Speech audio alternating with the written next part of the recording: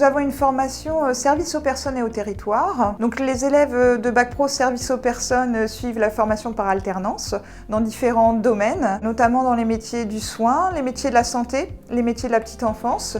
Elles peuvent intervenir donc avec des jeunes enfants, des personnes âgées, des personnes en situation de handicap aussi ou des personnes malades. Cette formation sert de tremplin en fait pour parvenir à d'autres formations qualifiantes comme les métiers d'aide-soignant, les métiers d'auxiliaire de puériculture. Et puis parfois on a des parcours un petit peu différents vers les métiers d'infirmière, mais aussi vers des BTS. Donc ça fait 4 ans que je suis à la MFR car j'ai commencé ici en 3e. Puis j'ai voulu continuer car j'aimais bien les stages. Donc j'ai fait plusieurs stages. J'étais en maison de retraite, en EHPAD. J'ai été en école, en MARPA, en SIAD, en cantine, en pharmacie, en MAM, en micro-crèche, car j'ai voulu découvrir tous les publics, parce que j'ai également été aussi en MAS, donc en maison d'accueil spécialisée avec les personnes en situation de handicap. Donc j'ai aussi bien fait les personnes âgées que l'enfant, que le nourrisson et que la personne en situation de handicap. Ça m'a apporté de la confiance en moi, surtout, de la ponctualité, et puis être autonome. Quand je suis arrivée en début d'année dernière, je ne savais pas du tout ce que je voulais faire, j'étais complètement perdue. J'ai choisi ces stages pour savoir dans quelle orientation je voulais me mettre, parce que je n'avais pas d'idée professionnelle en tête. Donc j'ai été en maternelle pour voir si le métier d'ATSEM me plaisait, ce qui n'est pas le cas. Et j'étais en EHPAD pour voir certains métiers aussi comme l'aide-soignante ou l'auxiliaire qui me plaît vachement plus. Je sais ce que je veux faire, j'hésite plus qu'entre 2 métiers.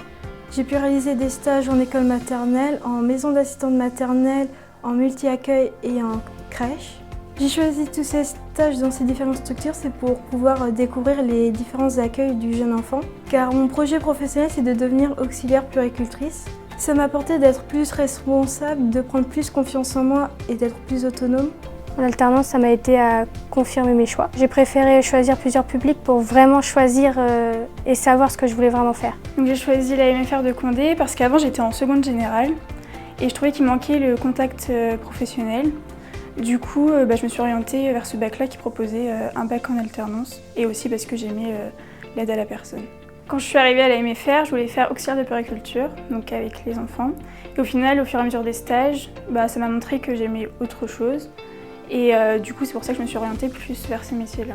Soit je voudrais faire préparatrice en pharmacie ou infirmière. Mes stages ont confirmé mes choix, la personne âgée.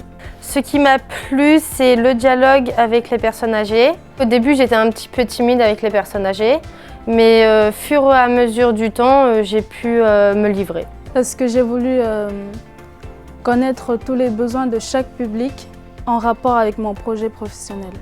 J'ai pu m'ouvrir auprès de chaque public parce qu'au début j'étais timide et au fur et à mesure du temps j'ai pu comprendre comment les publics vivaient, notamment les personnes âgées. Ce qui me plaît, c'est d'être en milieu professionnel.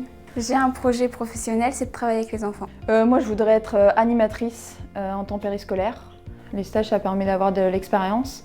Ça m'a permis d'apprendre le travail en équipe, la communication au niveau des parents, enfants et surtout dans l'équipe. Ça m'a permis aussi d'améliorer ma créativité, puis d'être plus professionnelle au niveau des enfants et comprendre mieux la petite enfance.